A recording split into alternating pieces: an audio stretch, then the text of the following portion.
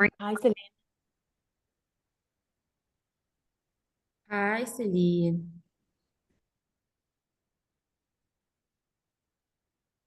Celine? Hi, can you hear me? Yes, I can hear you now.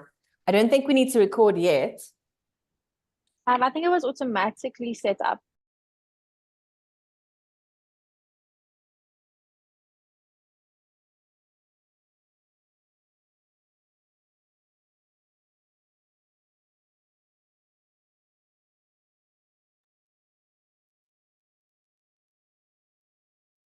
Hi, good day, everybody. I'm just going to give a few minutes for people to join and link into the webinar, and then we'll get started.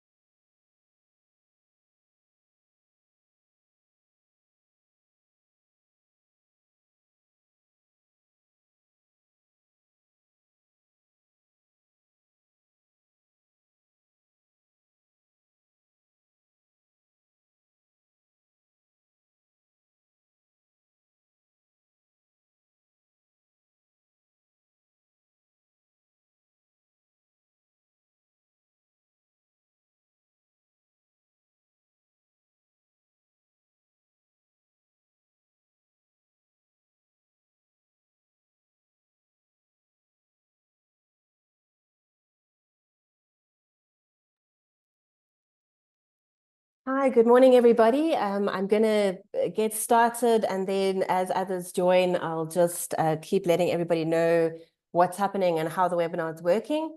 Thank you for joining us on this warmer August day. May I wish all the women here a happy Women's Month. And yeah, we're going to be discussing a really important topic today, gender-based violence and the access to mental health services. Especially in rural areas. So we've got a great lineup of speakers, some very interesting topics to cover today, and we're hoping that by the end of this webinar, you'll have a better idea of what's happening in this space, but also of what potential interventions are available to address it. So my name is Samantha Moore, and I'm the project manager at the Rural Health Advocacy Project. And I'm just going to give you a brief overview of how today's webinar is going to be working. So I'll be facilitating you and guiding you through the process. I'm going to introduce each speaker. They have a slot of time to present, after which we will open to participants to ask any questions that you may have. You can either raise your hand or you can type in the chat. We have a team member who's going to be making sure that we cover as many of the questions as we can, obviously time allowing. So with that, let me get started on our first speaker today. So that's Hanifa Matlangu. She's from the Rural Health Advocacy Project as well. And she is going to be talking about our latest policy brief and launching that. Policy brief is entitled Hope and Healing, a Pathway to Mental Wellness for Women Survivors of GBV. So let me tell you a little bit about Hanifa. She is a dedicated young woman pursuing a master's in epidemiology and biostatistics while working as a research intern at the Rural Health Advocacy Project. She is deeply passionate about raising awareness and advocating for mental health, gender-based violence, gender inequality, and rural health improvement. Hanifa, take it away.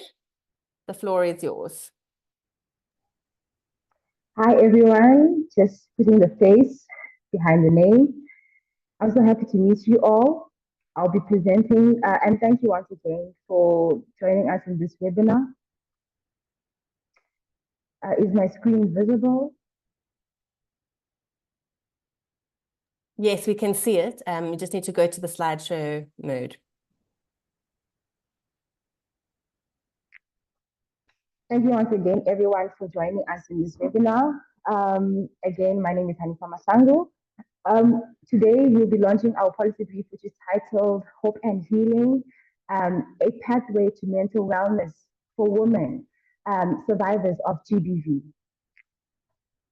So what is the problem?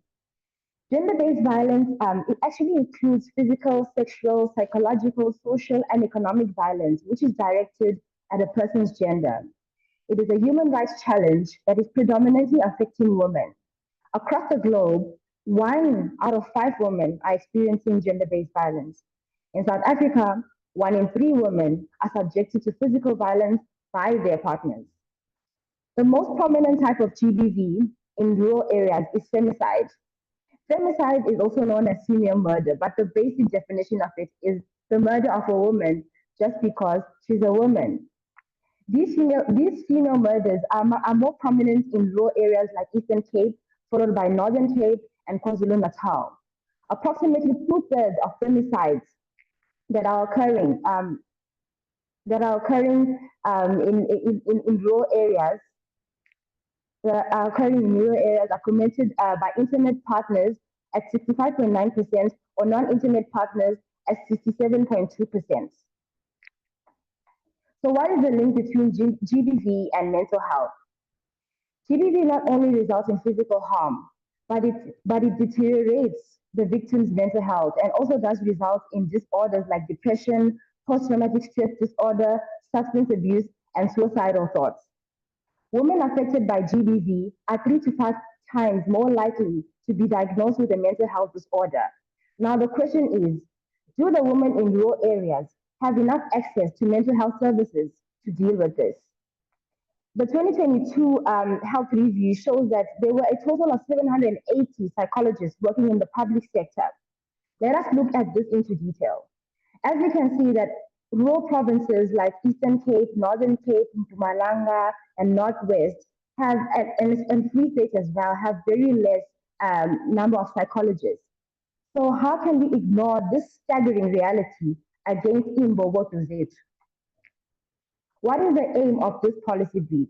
This policy brief aims to outline the reasons behind ongoing GBV against women in South Africa. It aims to increase awareness of the impact of GBV on mental health, highlight the challenges women survivors of GBV face with accessing mental health services, understand the reasons for the shortage of mental health services in rural areas, and finally to provide recommendations for addressing ongoing GBV and the lack of access to mental health services in rural areas. So why is this topic very important and why should we explore it? Many women in South Africa are silently living as victims of GBV.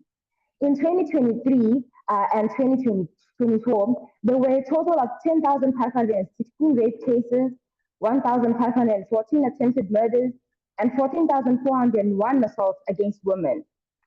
Intimate partner violence, which is a type of violence that is committed by someone who can be a husband, a boyfriend, or anyone that the female is intimate with, is very much prominent in rural provinces in South Africa. For example, in the Eastern Cape, there were 31.6% of women who ever experienced physical violence by a partner, which is actually the highest across all provinces, followed by Northwest at 29.4% and Mpumalanga at 26.4%.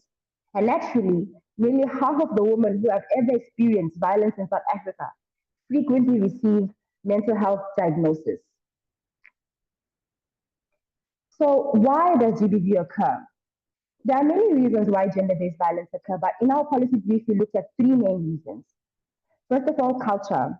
In South Africa, patriarchy is very common in many societies and cultures, but the dark side of it is that it often empowers men to oppress, exploit, and dominate women.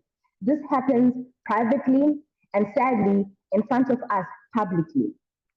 Some of these men have used this patriarchy aspect to actually feel entitled over women's bodies. And this has led to some men being violent to many women, even within marriages. An example is whereby a husband does not believe to consent for sexual intimacy from his wife and therefore forces her into sexual intercourse. This is rape, and it is a form of gender-based violence. Secondly, transactional sex. This is different from sex working in a way that here in transactional sex, sex is an exchange for material support, be it money, clothes, rent, or even food. It is highly driven by poverty amongst economically disadvantaged women. In our country, there is 3% to 20% of women that are practicing transactional sex. Because in transactional sex there is an exchange happening, some men have taken an advantage of this, and that is why it is linked to emotional, sexual, and physical abuse. One example in one study is there was an inmate who was charged of rape, and the reason he gave is because him and his friends had bought alcohol for women and therefore expected sex in exchange for buying them alcohol. So that is how he was convicted of rape. Another reason why GBV occurs is because most unemployed or less educated women or women that are living in poverty have higher risk of being subjected to gender-based violence. Physical violence has been most prominent in women who have not completed secondary education and in women who are in the poorest fifth of our population. South African women have not been given equal employment opportunities for years, and this has been ignored and been turned into a normal culture. This is mainly because of South Africa's job market, which favors men by giving them better paid work compared to women. Because of this, lack of women empowerment and support for financial and educational independence for women, many women end up depending on men, which could be their husbands, sometimes international sex, or their boyfriends, for financial support. And again, this does feed into dominance over a woman and control over the woman. And it does end up leading into gender-based violence. How does GBV impact women's mental health? Because of the trauma a woman experiences as a victim of gender-based violence, there's a lot that happens to her physically and psychologically. The most common mental health disorders associated with women who are victims of GBV are post-traumatic stress disorder and depression. One study in KwaZulu-Natal found that 42.2% of raped women and 32.7% of raped women met the criteria for being diagnosed, met the criteria for depression and PTSD respectively, which basically made them at high risk of developing these disorders. And another example is a study in Limpopo in the Venda district, which revealed that women who are subjected to GBV expressed feelings of worthlessness, depression, and anger. And sadly, sometimes these women take out the anger onto their own children.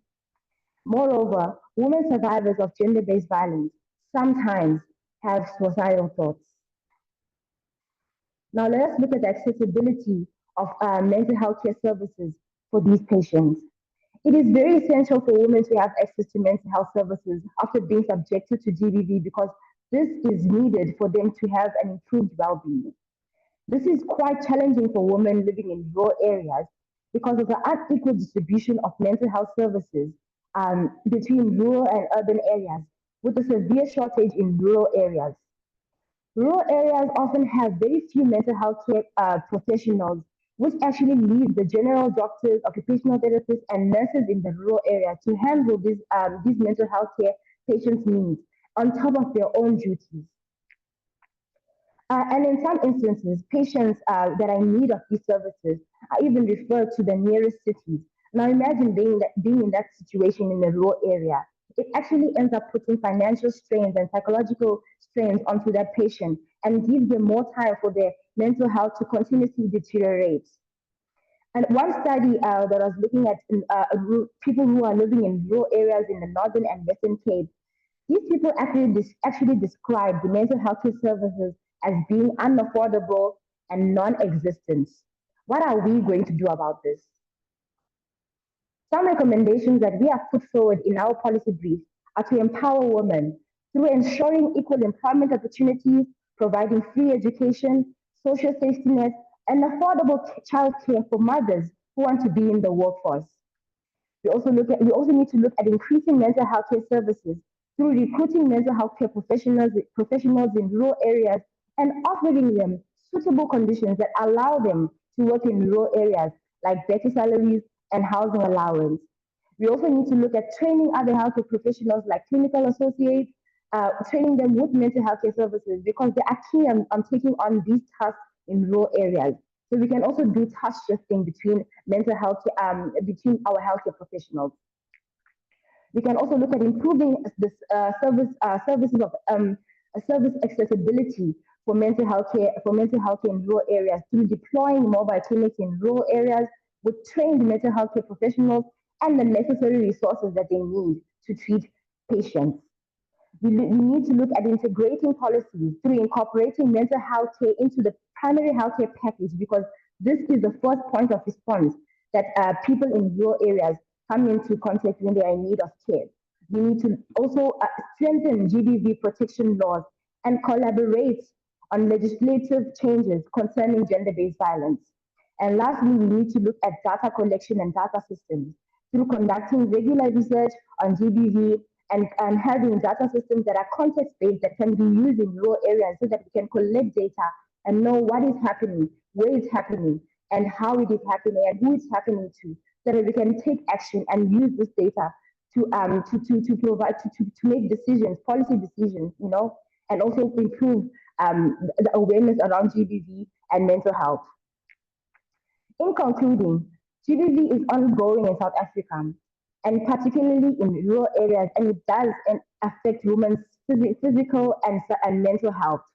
In addition, there is a shortage of mental health care professionals in these regions, and this actually worsens the support that women receive in the most challenging rural areas. So to address this, we must give hope to our women by empowering them and educating them. Secondly, we must provide healing through improving the access to mental health services for them. In closing, I would like to say that we must empower survivors of gender-based violence. By offering support, believing their stories, and encouraging them to seek for help, we can all help survivors rebuild their lives. Thank you.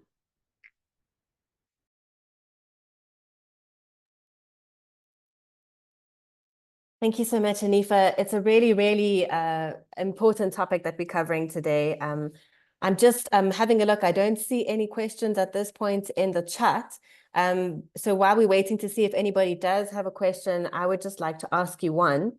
I was thinking about what sort of practices are out there at the moment, like examples of maybe how we could improve mental health service access.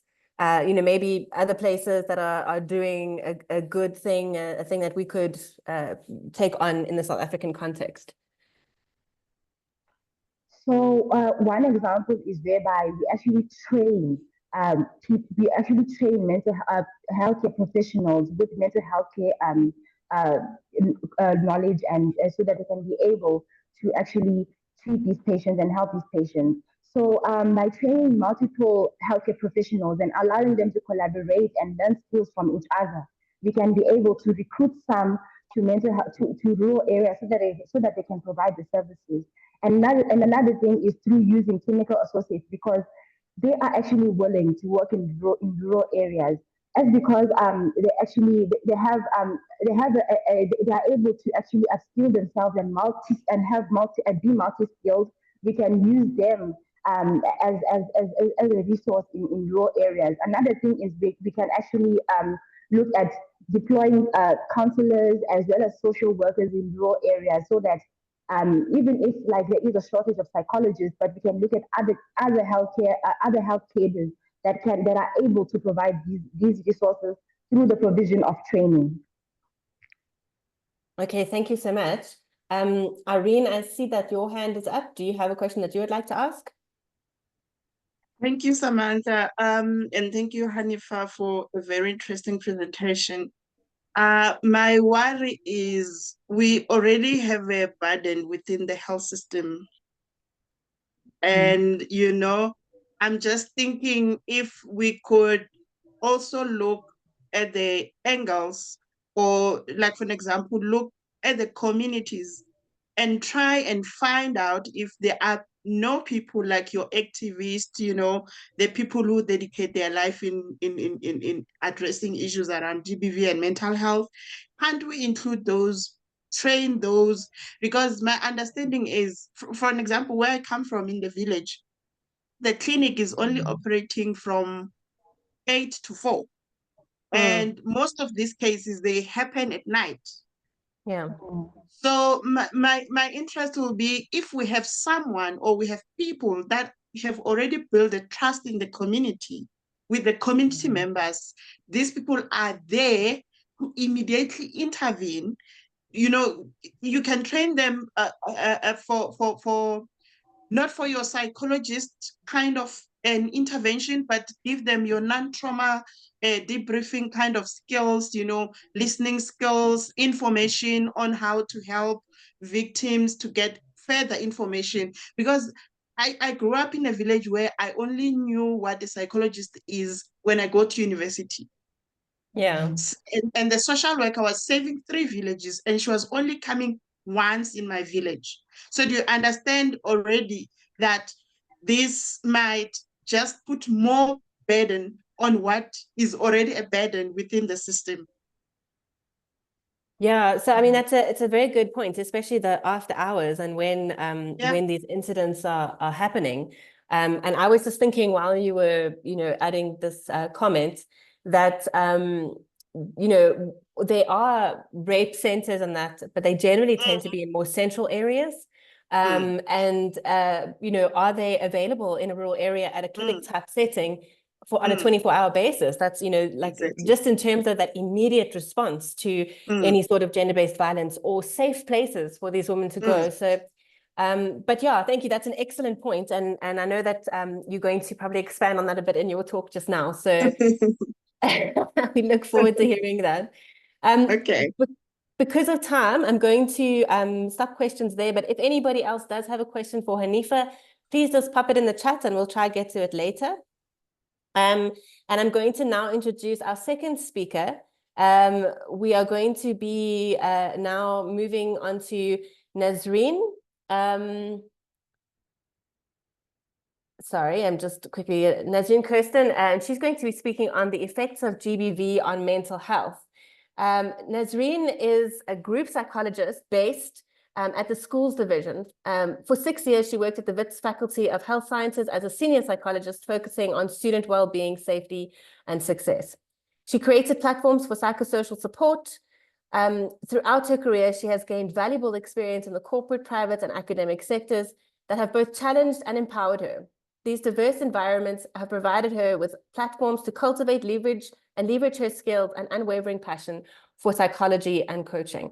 Nazreen, we are eager to hear what you have to say about the effects of GBV on mental health. Thank you so much for joining us. Thank you so much, Samantha, and thank you to everybody for obviously joining such a pertinent topic, a topic that seems to be never ending in South Africa. It's something that I think is partly haunting to us all, as it has extended, obviously, like as Hanifa mentioned, not just to the female population, but also to the LGBTIQIA+ community, as well as to men. And that's been an increasing element that also needs to be explored and probably researched a lot more. But thank you so much. I am going to start sharing my screen. So I'm going to turn off my camera.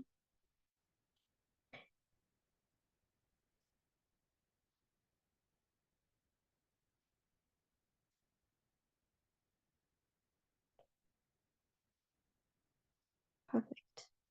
I hope everybody can see the presentation. And I think Hanifa has definitely touched on, you know, some aspects of the mental health and what that displays like. But when we are looking at, you know, just overall the definitions of GBV, we need to understand that when we're talking about the GBV or the gender-based violence, we're talking about explicit and more implicit harmful behaviors that are really are directly affecting one's physical and psychological integrity.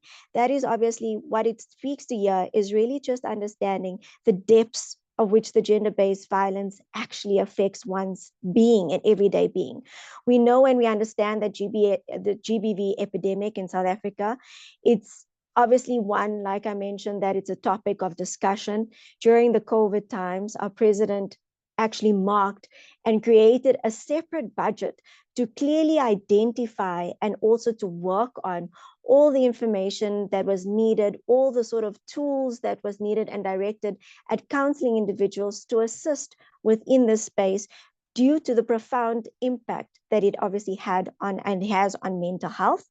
When we look at the prevalence and the statistics, we know that there's a high incidence. We know that, as Hanifa mentioned, the link between GBV and mental health issues is so diverse, but it's also such a key focus because of the level of impact that it does have on mental health. And when looking at the mental health, we know that there's a high risk of mental health disorders for women who experience GBV, or like I would actually just reterm that, any individual experiences GBV. And this really does include major depression, PTSD, substance abuse disorder, and obviously suicidal ideation.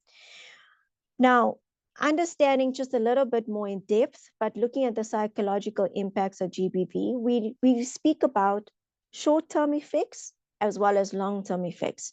And when we're looking at the short-term effects, we really are focusing on the acute stress reactions. We're focusing on the levels of anxiety that the historical gender-based violence, or maybe if it is something that someone is experiencing in their everyday lives, it does speak to the everyday anxiety levels that one is going to present with and the level of trauma responses that comes about.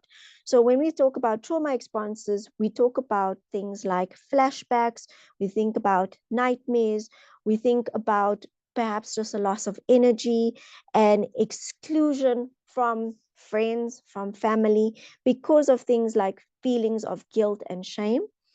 And looking at the long-term effects, we've noticed that any individual presenting in therapy, obviously one presents with sleep issues.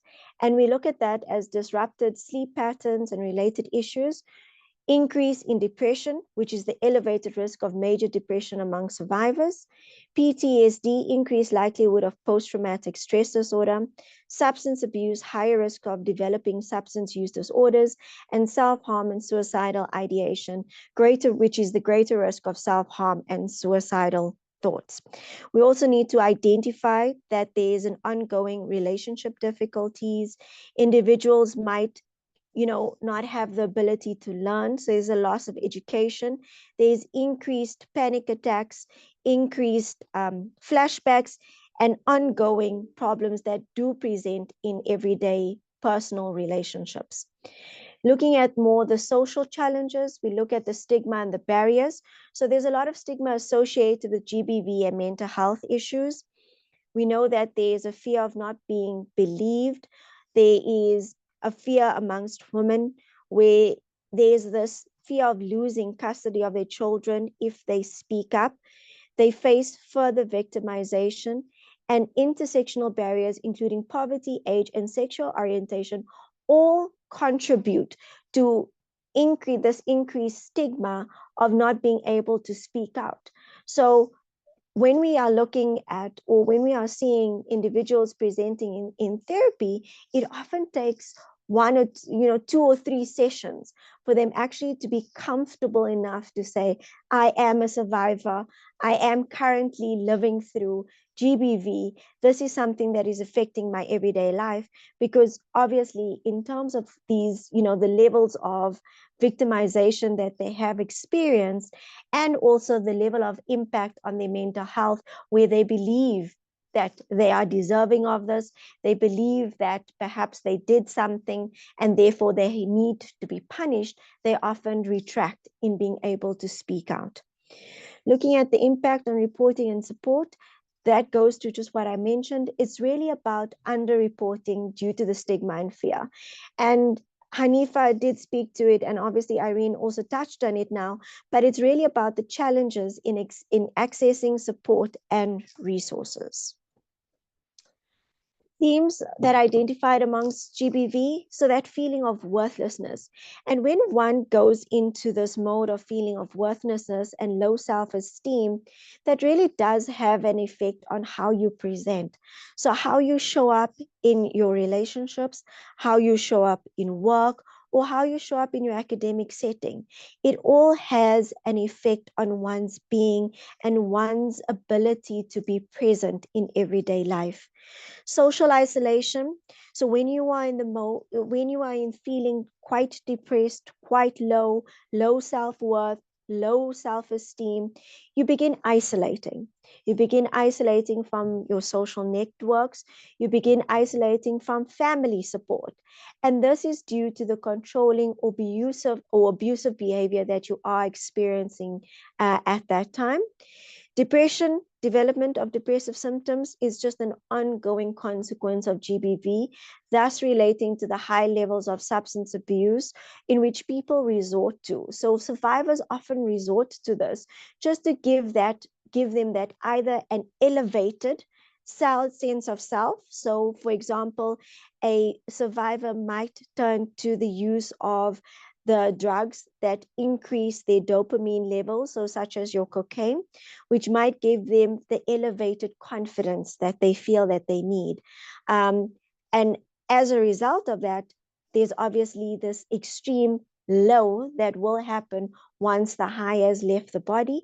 And that again leads to the depressive symptoms, eating into the ability to remove themselves from their social presence.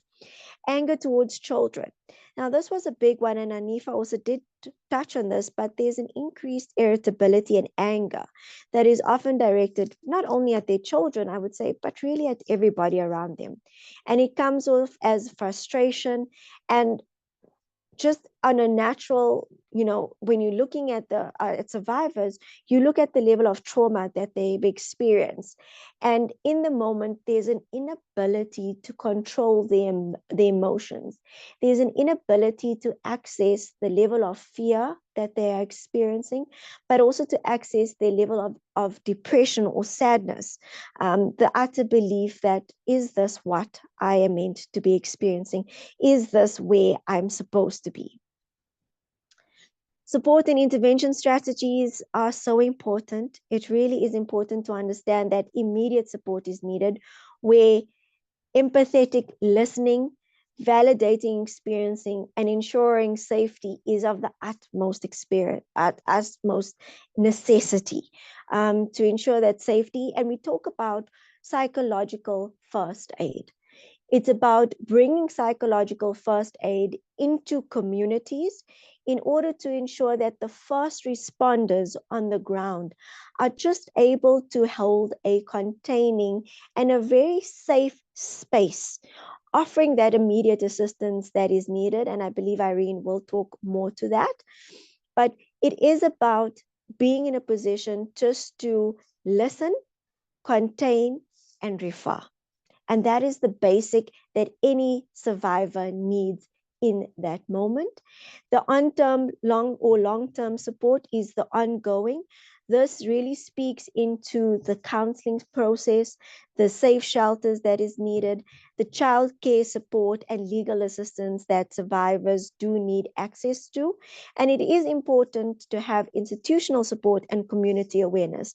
Like I mentioned at the very beginning, at the beginning of COVID or during the COVID epidemic, the president did allow for a certain amount of money to be pumped into a separate fund that was just focused on gender-based violence. And this is something that needs to be ongoing because, like we said, it is a topic that just seems like there's never an end, unfortunately. Furthermore, we do need to create do no harm policies. And this needs to be spoken about in all institutions. So be that in schools, be that in religious institutions, be that in the workplace. But what it does need to do in order to protect the mental health of every survivor, or not only just protecting the mental health, but just anybody who is living through the trauma on a daily basis, they need to understand these policies as a place of safety and containment where they will be allowed to speak up. So ensuring the safety of survivors and their families, confidentiality is protecting the privacy and the trust of survivors, respect, upholding survivors' dignity and choices, a policy of and including non-discrimination, so providing fair treatment regardless of personal characteristics. Also looking into having honest, transparent information about the services and risks that is provided, and this ongoing support that's needed for organization addressing GBV and mental health. And just in conclusion, I think that we need to identify that GBV is now regarded as a worldwide epidemic. We know in South Africa, it is something that we have regarded as an epidemic a long time ago. And it is something that we all need to have more conversations such as this forum, where there's new policies implemented, where there are new training that is introduced, new awareness, but the level of advocacy that needs to go into GBV is just something that is of a multifaceted approach. It needs to be approached in all institutions. It needs to be approached on, it's sort of the language, it needs to become the language of everyday living, because the more we speak about it, the more we address it, the more survivors might feel the confidence that they need to speak up in doing so. So thank you so much to everybody on this platform, just giving me this moment just to share a little bit of what I've currently written about previously, but also just something that is of utter importance. Thank you.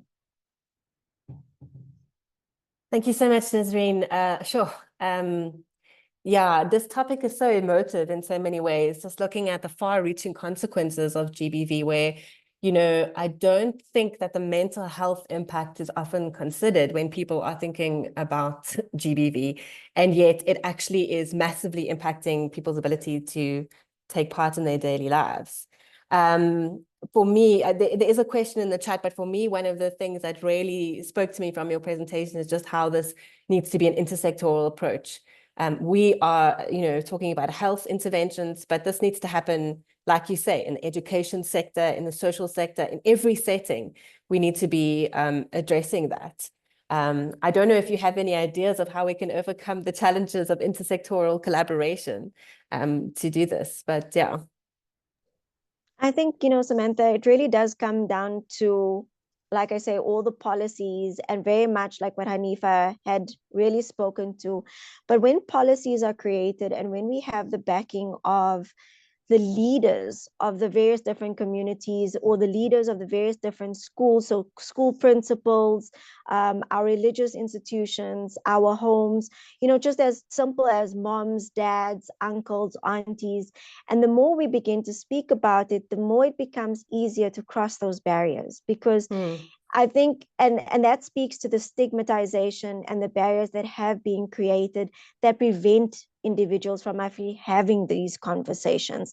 I think someone spoke to it, and I'm sure, I think Irene and Hanifa alluded to that, but previously it's historical that individuals grew up believing that gender-based violence was a normality.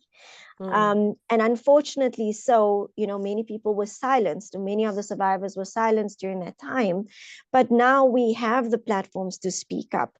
We are creating these forums. We do have the institutions that are creating the levels of advocacy that we need. And the more we do that, the more we bring in the concepts of psychological first aid, which is, like I say, just about listening, containing, and referring to the right specialist when need be. Yeah. Absolutely. I think, as you said, that first response is so crucial. I'm just going to quickly have a look at this question in the chat. I don't know if it's directed specifically at Nazreen, But it's from Kwana Bushle saying, thanks for the great information that's been presented here. We also have to remember that mental health is happening in urban areas, very true. It's happening everywhere. For example, GBV and the mental health consequences to girls in special schools is one of the things that she's mentioned here. And this is done often by people in their own family or in their immediate area. So she's just asking what mechanism can be put in place by the community and the government to ensure that perpetrators are held to account for what they do. Very good question. Not an easy one to answer. No, very good question, Tepesile. And unfortunately, it is one that I am probably not the right person to be answering, because I guess, I would call for harsher punishments, harsher sentences, etc. So that really does filter into, I think, the law. And I think that is the biggest thing that we are challenged by. If I am being completely honest, it's really about what are the consequences for those perpetrators. And I think we are probably all on this forum can agree that our punishments according to the law are not harsh enough. And I guess the more we speak up, and I know there's lots of institutions, there are lots of, groups, advocacy groups that are driving this and spearheading this, the need for harsher punishments to be enforced. And also not just, I guess, when we look at it, it's also just about educating the individuals that were once perpetrators, the know-how and the knowledge as well. It's also about, I know we never speak about it, but the perpetrators are often survivors of something that they too went through. That's true. And we don't often want to hear it like that, because we shouldn't, because every individual has their own story, and a survivor has their own story to tell and should be heard. But we also need to think about, so how do we look at restorative justice as well, in a way, and how do we work through that? Because, and hence why this topic is so broad and has so many different factors that need to be spoken about, that will never, it just take time and time to get through it. But I do believe we've made strides. That's what I do believe.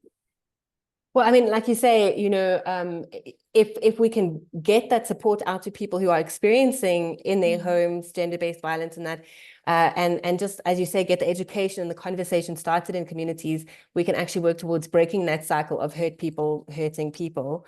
And yeah, in terms of the punishment, I would imagine that if survivors know that the person's going to be held to account and that they will be safe when they report it, it would also increase the reporting. So it is a very important point that was made in that question.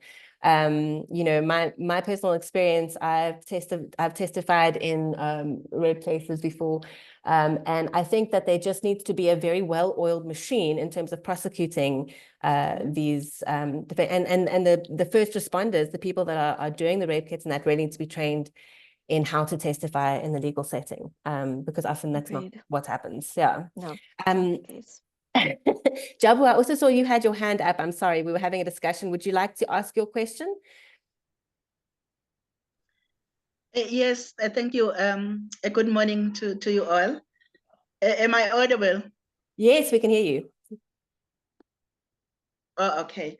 No, thank you. I just wanted to ask more around this psychological first aid, as to who are those? I mean, in the form of human resource, and also what is needed for that psychological first aid to be accessible in an area like ours. I mean, rural areas. I mean, even in urban areas. But where do we start? As I'm talking at the level of a service provider here at a grassroots level. Where can we start ensuring that this psychological first aid exists and they do help out? That's the first thing. The second thing is this budget. I heard Nazrin talking about this separate budget for that the president put aside. Does this budget go as far as as in the grassroots level, where can we access it? So that if I need a pack home for that first aid, psychological first aid, I can buy it, or if I need someone to pay for sessions, something like that. So those two things. Thank you. Thank you, Jabu. So in terms of the psychological first aid, it is something that can be taught to community volunteers. You know, there are various online platforms where psychological first aid is taught. And really the psychological first aid is really about teaching skills like your empathetic listening, how to contain a victim in the moment, survivor in the moment, and how to refer. So those are the three principles, and it does form part of many basic counseling skills that need to be tweaked up in order for mental health. So we call them mental health first responders. And like I say, that's what they are. And they can be from any walks of life. They don't have to have any sort of educational background whatsoever. They just need to have that ability to be empathetic, to listen, empathetic to contain and calm down a survivor in the moment in order to rationalize what needs to happen. And then it's about referral. So there are various, like I say, I don't know, let me just, the one that I am very well aware of is an institution called SACAP. They do have an online mental health first aiders course or psychological first aiders course. It is something that obviously the cost, I think, if I roughly remember, it is around 1,000 Rand, 1,500 Rand. And it can be then almost like if you use the trainer model, where let's say, for example, if you are able to get funding for one trainer, that individual can bring that back to the community and then train the rest. You don't have to have a certificate to continue that training in the moment. And because like I said, it is not, there's no legislation around it, and anybody can really be given those skill sets to assist the various different communities that are in need of it. In terms of the budget was, it was released that it should, for example, like you saying, if you need to tap into this, I can get further information and perhaps share it out to Samantha and Hanifa, who can then share it to all the participants on how to maybe access or tap into that budget and actually or get, proposition for further training within the communities, if that would help, Jabu. Thank you, Nazreen. That would be Thanks, amazing. If you can share that Okay. that with us, I can make sure other people get hold of it, and also maybe the link for that online training that you were talking about. I will. Okay. That would be amazing. Thank you so much for an excellent presentation and for just giving us insight into the far-reaching effects that gender-based violence has on all people who are suffering from it and surviving it. So thank you so much. I'm going to stop the questions there. And we appreciate you joining us today. We'll hopefully get to work together again. Definitely. Thank you so much, Samantha. The next person that will be presenting today, we've got such a great lineup. I just want to mention as well how it's so wonderful that in this Women's Month, talking about a topic like this, we have some very powerhouse women who are sharing on their research, their expertise, the interventions that they're putting in place in their own spaces to address this. So it's very encouraging to see this. Our next speaker is Irene Masoluke. She is joining us today to talk about community and psychosocial interventions around GBV. So Irene is a public health researcher and PhD candidate. Her interest is in women's health with a current focus on violence against women and psychosocial support. Today, she's going to be sharing her findings on her research on psychological support for victims of violence against women in South African communities. And she's going to give us some ideas from that and experiences from that to give us insight into what can be done. Irene, we're very excited to have you, so thank you so much, and please take the floor. Thank you, Samantha. Just to clarify, we are not yet on the findings. This is a project that is still ongoing. As Samantha has mentioned, my name is Irene. I'm a PhD candidate at School of Public Health. My interest is on women's health.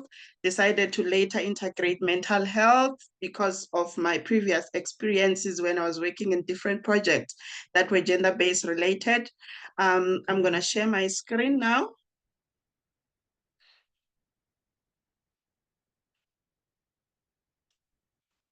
And I'm going to switch off my video. Okay.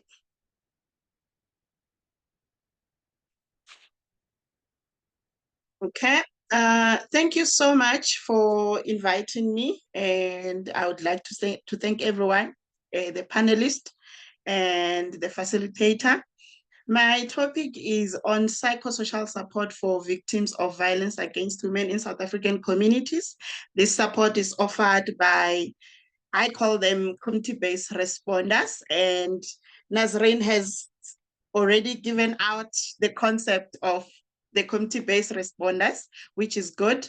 I'm going to start by giving a little bit background of the psychosocial approach or psychosocial support. So this psychosocial approach, it looks at the individual context and their surroundings, which is their social cycle, their mental wellness, and their ability to function in this particular environment. And this concept is still a developing concept. And in South Africa, there are researches that are currently ongoing, including mine. So what they do is they offer, Nazreen touched a lot on the crisis intervention, you know, the non-trauma debriefing, listening skills. They help by giving out information or further referrals. These people, the CBRs, most of them, you know them as community health workers. In this study, they'll be regarded as community-based responders. However, this does not limit the CBRs to be CHWs, which are community health workers.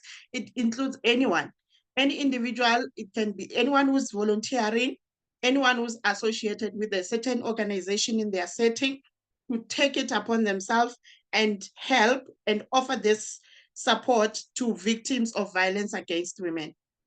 And then don't be surprised. I know we are focusing a lot on GBV. I am going to focus mostly on the violence against women. The reason I am focusing a lot on the victims against women is because, as Samantha mentioned, we need to start saying a woman was raped by a man or a woman was violated by a man. So I am basically interested in the violence against women only. So violence against women is any gender-based violence that is, you know, likely to result in physical, sexual, emotional, or depriving of freedom to an individual. This is mostly perpetrated to women and children.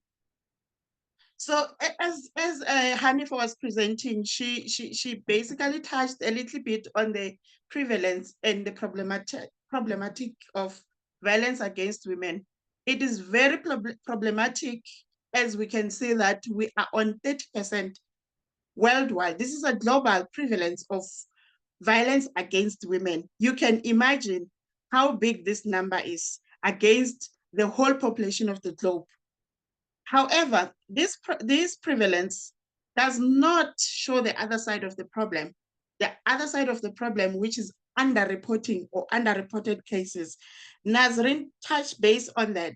So you can question yourself to say, is this 30%, because these are reported, reflecting the actual statistics of the prevalence of violence against women, with the crisis of cases being not reported? Again, in South Africa or in Africa, we have around 33%. And in South Africa, which is 1 out of 3 women are experiencing violence against women, which is mostly perpetrated by either intimate partner violence or non-intimate partner. So there are risks that are associated with, you know, these kinds of behaviors to, okay, which Hanifa touched based on the socioeconomic circumstances, the employment status of a woman, educational status of a woman. It goes as far as, pregnant women and, children get to be perpetrated. On the outcome of the violence against women, I know we have most common, because this is the most problematic one, which is the mental health. The main outcome is the mental health on victims or survivors. So on the mental health outcomes, we learn that most of the women, or I'll speak about women in this context, because I specifically focus on women. Most of women who happen to be victims of violence, they find themselves, in a state of, being depressed, suffering from PTSD, complex PTSD, which, sometimes lead to drug use. And Nazreen touched something on the women, subjecting their anger to children, which we are now creating another problem of intergenerational trauma behaviors. So in this study, we acknowledge that there's two concepts around the victims and survivor, which is determined by an individual if they want to say, I am a survivor at this point, or I am a victim. However, they will be used interchangeably throughout the study, and it is acknowledged. So when we were discussing some of the things were coming out to say, we need a multi-sectoral approach, of which historically we know that violence against women, or GBV, was not given that much attention until in the 80s, where women decided to take it upon themselves and sit down and say, no, we need violence against women to be part of the human rights violation. And that came to pass with us in South Africa. We also play a part in the influence of considering the violence against women as a human rights violation, whereby we also have policies. We have your legislation, we have policies, we have a health system, as Nazreen was presenting that, and also Hanifa was presenting that. We have the health system, we have your psychologists, we have your social workers. But the problem is, where do we then bring in the people who are not the health providers to help in solving this problem of violence against women, or GBV in general? That's when the NGOs, the CBOs, the COS, the individuals, activists comes in playing a role to help in addressing the issues around the mental health that comes as an outcome of violence against women.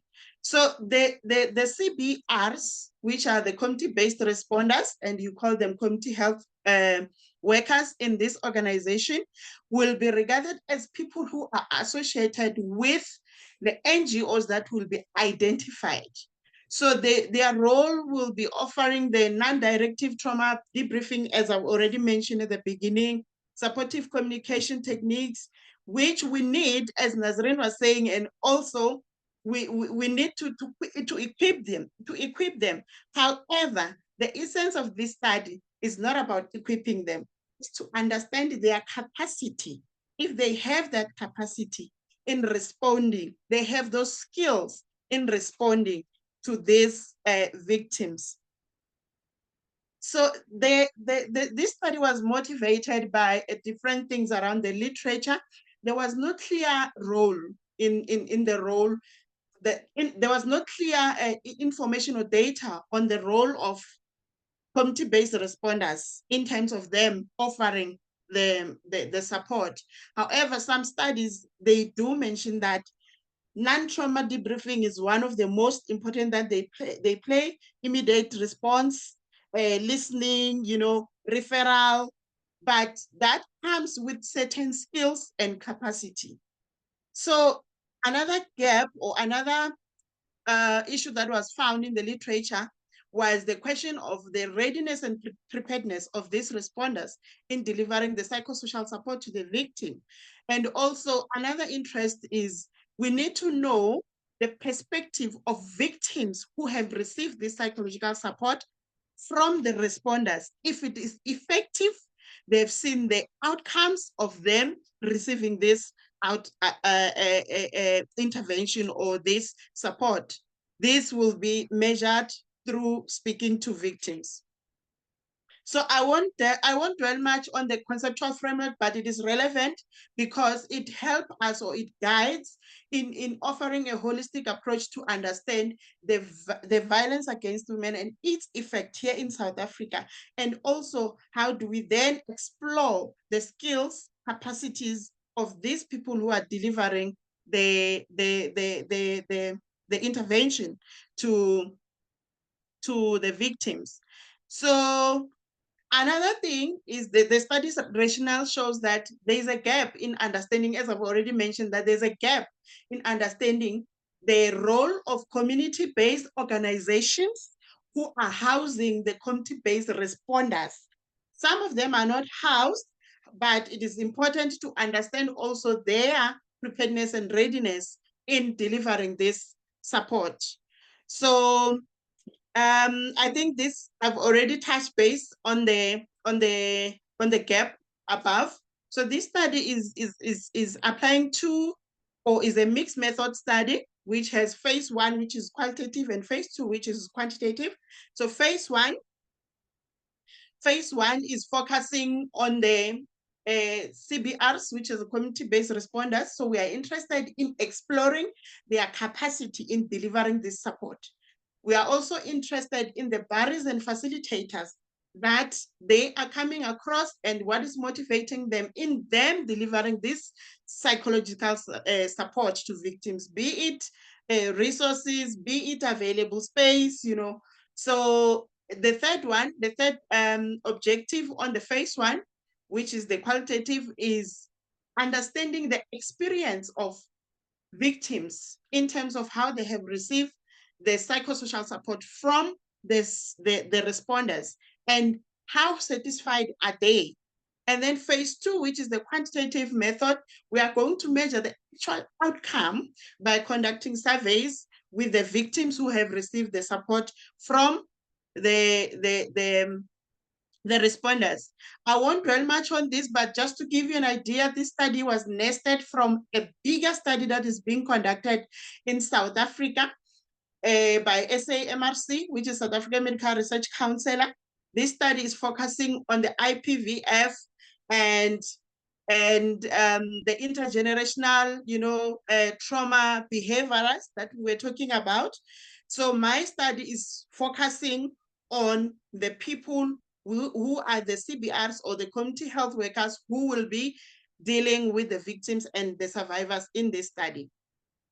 So it will be conducted in Limpopo and Pretoria. I heard someone saying we also need to explore the violence at the urban areas. So this study will be done in Pretoria and in Limpopo. So the aim of this study, the main aim of this study, is to assess the capacity and effect of community-based responders in providing the psychosocial support and its effect on the mental health of the victims in Waterberg and Tshwane. So I'm going to go straight into our objective table. So for us to assess these skills and capacity, we will select, because this is a study that is still developing, we will select 6 CBOs, 3 in Pretoria, 3 in Limpopo. From those CBOs, we are going to select 3 CBRs, which are community-based responders. So please bear in mind, as I've mentioned, that the CBRs will be the people who are affiliated with the NGOs that we will have selected. However, this can be different when we get to the setting or when we get to the field, because some people, they are there, but they are not affiliated with any of the organizations that we have selected, but they offer the support that doesn't exclude them from the study, they will be included. So we'll do this through the interviews, and then we'll thematically analyze everything.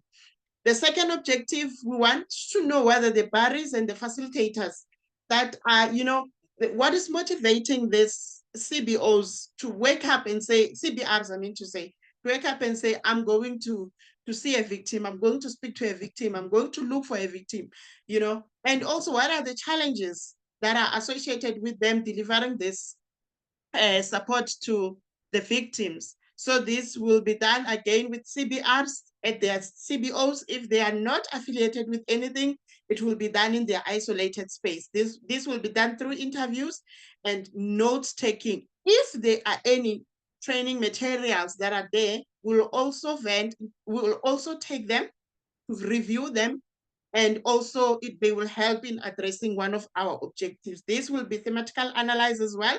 The third objective, we will speak to the victims, as I've already mentioned, to hear their experiences about the interaction that they had with the responders who were offering them the support, their level of satisfaction, recommendations, and also if they think it is effective.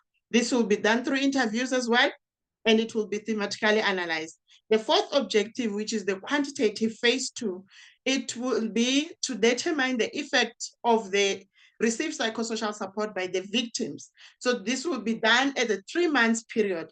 The reason we are doing this at the 3 months period is because within the literature, we have learned that there is no data around the satisfaction or the review from the people who have received sort of psychological support from responders. So we're gonna do it at the first week where we initially recruit the participant to the study, which is the victim or a survivor. We will do the survey with them, and then later we'll come back and speak to them just to see how are they coping after they have received the psychosocial support from the victim, from the responder. And then again, we're gonna see them again for the second time and the third time, doing the same thing, just to see if there's a change after they have interacted with the CBRs or after they have received the psychosocial support. So this study is one of the, the study that is done in South Africa, and there are no studies that are similar to this one. So we realize that we need the longitudinal data, the 3 points times, where we'll see the participants 3 times after they've received the support. The reason for doing that is for us to understand if after receiving the psychosocial support, there is a change on how they cope, on their coping mechanism. Did they learn anything? So that's what we're trying to bring in. However, just like other studies, this is a PhD program that is limited by funding, of course, and it's a time-based, and it can only be done in the 2 sites, which that again limit the findings of the study. So the ethical consideration, we're in the process of requiring permission. We already have a permission from the SAMRC to access one of their 2 of their sites, as I've already mentioned, that will be accessing the 2 sites, one from Pretoria and the other one from Limpopo. I know this is very academical, but I felt like after going through the invitation, it might be relevant. So what we're anticipating from this study? From the study, we are anticipating that it will have impact on policy, because we'll learn how to strengthen the support system at the community level. Because I know we are talking policy, but the implementation, does it get to the policy? Does it get to the community level? So this will help us to strengthen the support system at the community level, and we will know exactly what is it that we need to capacitate these CBRs in order to reduce the health system burden that we have. not having enough psychologists, but having people who will immediately intervene with the victims and survivors. Like, how can it help? How can, you've mentioned that, Nazreen, that when someone validates your experience, it helps also listening, giving them that ear to say, I acknowledge your experience and this is what must happen. So also it will help in terms of, resource allocation. We'll know how to direct and channel the resources from the health department, or from wherever, from the policies that we are formulating. Where exactly are we channeling our resources in order to address the issues at the ground level? And community engagement in addressing the policy. So it's like we are bringing in the experiences, we are bringing in the expertise of the people who are in the ground, the people who are actually dealing with victims and survivors before they get into the hands of the health worker. So getting those expertise, it will help in terms of formulation and directing of policies, and it will also contribute to best practices for psychosocial support initiatives. I think this marks the end of my presentation. I just want to say thank you to the funders of this project, supervisors, and the Rural Health Advocacy for inviting me. Thank you. Samantha, you'll tell me if I can share my personal experience right now, or it can be later. Thank you. Irina, I would love for you to share your personal experience. Please go ahead. Okay, I'm a mother who is raising a child who was violated at a very young age. So do you understand that as a family, we had to learn to now live with this new child. I'm saying a new child because she was badly affected. We did try our best for her to get all the help that she could, but believe me, when we come back home, the tune changed. So what I'm saying when I say the tune change is the first few months, we couldn't talk in the house. You couldn't whisper in the house, and we had to learn to channel or direct our conversation into, to make sure that we don't trigger anything. So this, I'm glad that I'm able to talk about it today. This has changed her to a point whereby, because this was a family member, so you understand that we need to now start distancing ourselves from certain family members, because now they are close to this one, and this one is the perpetrator, son or his mother or uncle, even though the perpetrator was arrested, but still we had that. And also she was at the point whereby she hated men. So do you understand? There's a man in the house, now she hates men. How do we then make her understand that not all men are perpetrators? So she had to, to get to a point whereby she said, I think we need to give away my clothes. I want to start wearing like a man now. I'm becoming a man, and we had to tag along with that, because we thought this is a healing journey for her. But that changed again 2 years later.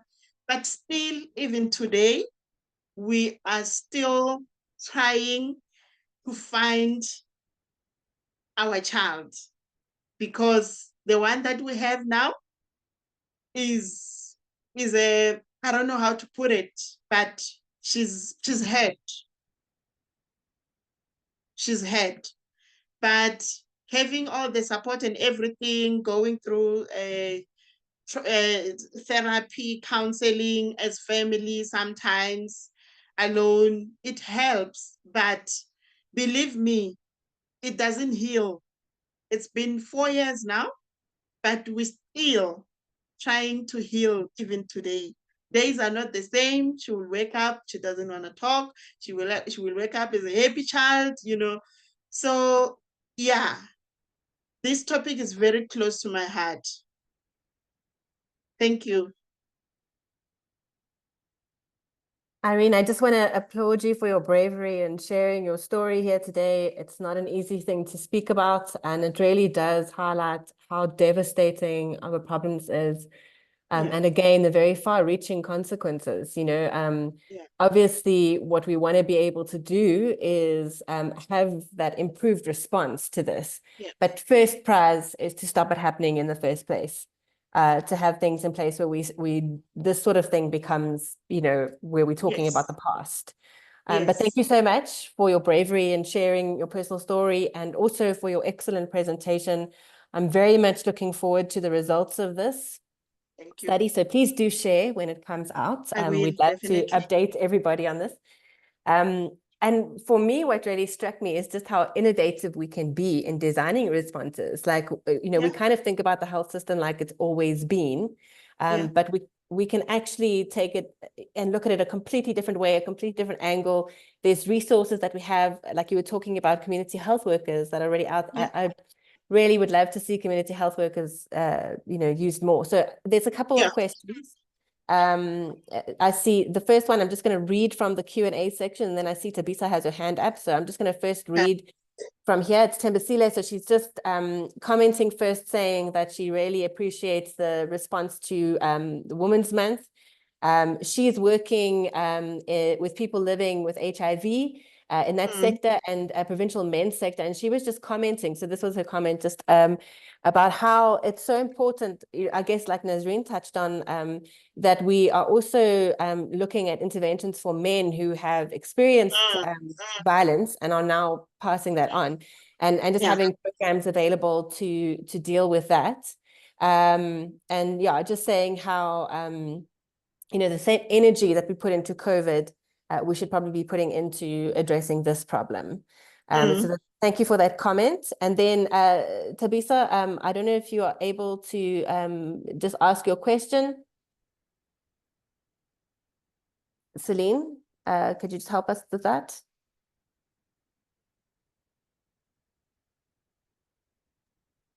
Can I unmute you?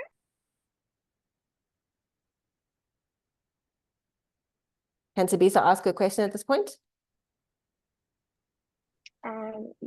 She might have to type it because we're in a webinar.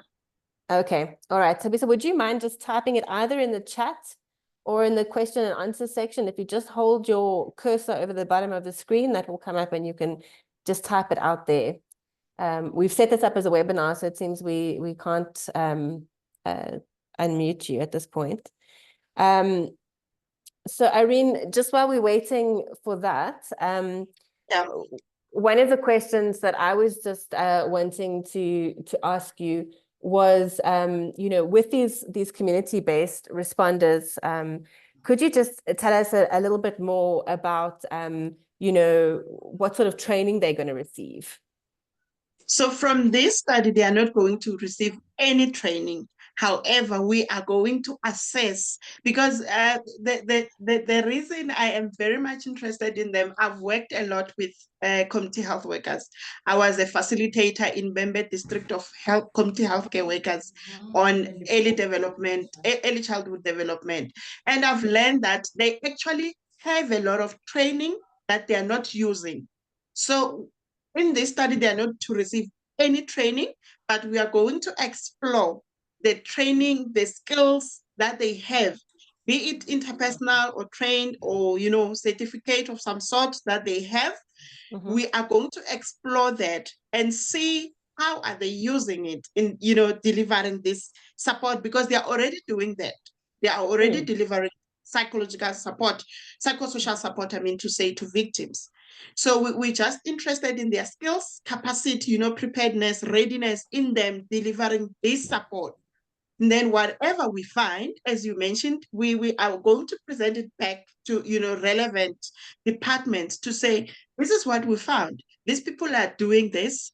Let's say, for example, we find that they have zero skills or they have zero capacity in delivering this, but they are still doing it. How about then we recommend that you offer them this kind of, skills or training or capacity in order, for them to develop and, be useful at the grassroots level. Yeah. Oh, that's awesome. Okay, yeah, that makes a lot of sense. I see that we have managed to unmute Tabisa, so you can ask your question when you're ready. Hi, Samantha. Hi, you live. You can ask your question of the panelists. Okay. Thanks for the presentation, Irene. I wanted to check what informed your sample. Why going to Gauteng and Limpopo, whereas the stats was saying that Eastern Cape is the one with the highest number of the abuse. This is a very limited project. It's a PhD project that is nested in a bigger study that is being conducted here in South Africa. And it is conducted in 8 sites. So we had to look at the sites that are closer to Joburg. It was only Gauteng and Limpopo. Another criteria that we had is for me to select sites, we need to select one site that is already having NGOs and it is already having community-based responders, which was Pretoria, and the other one must not have any registered or known NGOs. We must go there and find these people because they are there. So those were the criteria that informed this project to select the 2 study sites. Great, thank you so much. For the purposes of time, Irene, I'm just going to say thank you so much for your presentation. As I say, we're very excited for the results of your study and for this the potential of this intervention in being first responders to people and communities. I think it will have the potential to really impact rural areas. And even though you're not conducting it in the Eastern Cape, it might be something that can be taken, the model can be taken to other areas in the country. So thank you so much for the valuable work you've been doing and for joining us today. I'm now going to move on to our next presenter. As I said, we've got some really, really amazing women presenting here today, and this is another one. This is Dr. Eve Jacobs, who's going to be speaking to us addressing the shortage of mental health care service providers in rural areas. Just to give you a bit of background on Dr. Jacobs, she is a mental health nursing lecturer who holds a PhD in advanced psychiatric nursing from UKZN. Her research interests are multidisciplinary team and collaboration in mental health, advanced mental health nursing practice. Dr. Jacobs, thank you so much for joining us, and let me hand over to you so we can hear your insights on this topic. Okay, thank you so much, Sam. I'm so overwhelmed. It's been a very interesting morning. Thank you also as well for inviting me and having me on board. Just to put also as well face to the presentation. This is the reason I've obviously just put on my screen. I hope I am audible. Sam, am I? Yes, I can hear you loud and clear. Okay, all right. Thank you so much for the opportunity. I'm just going to start screen sharing, and because you'll have seen my face, I'm definitely also going to turn my video off. Thank you very much.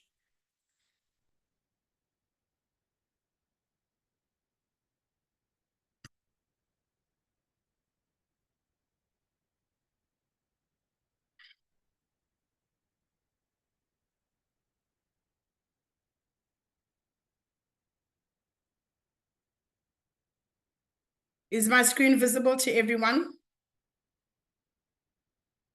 Okay, thank you very much. Again, I'm Dr. Eve Jacobs. Have been already introduced. I'm a mental health lecturer at UKZN, extremely passionate about mental health. This is the reason why out of all the qualifications, I actually am and involved in mental health. It's an absolute honor, and I'm absolutely humbled to be presenting today. And my focus and my presentation this afternoon is shortage of mental health care providers in rural areas, and also the role of psychiatric nursing. When I speak of roles, I'm obviously going to be particularly speaking to my my area of expertise, obviously, which includes nursing. Okay, just to obviously commence this presentation, I'd like to invite the entire audience, obviously, and our panelists just to reflect on the opening statement that I've put down here. And the statement is, South Africa belongs to all its people. We, the people, belong to one another. Through our institutions, we order our lives. Having read this, South Africa, I really and honestly believe that we have a huge responsibility towards the lives of our people. My presentation outline, and I'm not going to obviously be reading it, just briefly so that you can have an idea with what will be shared today. All right, is obviously as follows. I know it probably looks long, but I promise you I'm not going to take long at all. Thank you. As part of my introduction, I'd like to start off with a quote from Professor Mjali, who's currently the CEO of the South African Nursing Council, who obviously released a media statement at this year's International Nurses Day. And also my second part of the statement is from the World Health Organization regarding nurses in rural areas. Okay, I open quote, nurses are vital to the sustainability and effectiveness of healthcare systems, making the economic investment in nursing a priority, I close quote. Without nurses, the right to mental health care for all cannot be achieved. The World Health Organization stipulates that nurses are viewed as the first point of contact for most of our clients. However, within the rural areas, they are sometimes the only point of contact. And this is the reality of the situation in some, if not most, of our actual rural areas that I'd like to basically draw your attention to.